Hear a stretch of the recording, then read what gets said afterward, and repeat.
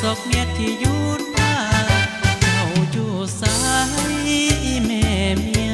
เจ้าอยู่โจเจียหรืออยู่วิจิตา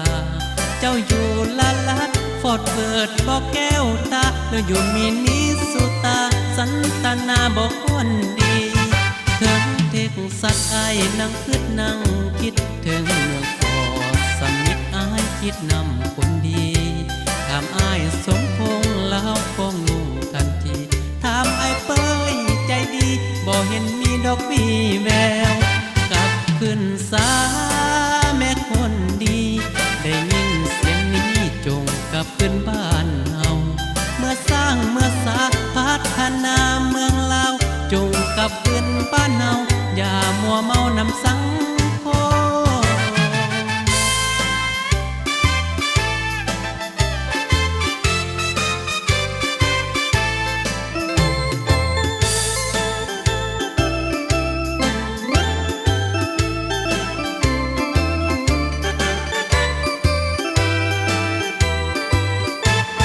เจ้าอยู่สา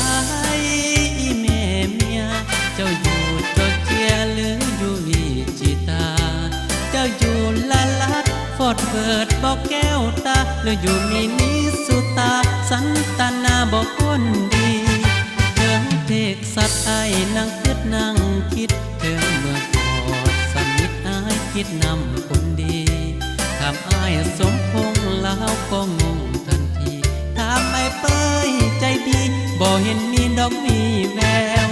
กลับขึ้นสามีคนดี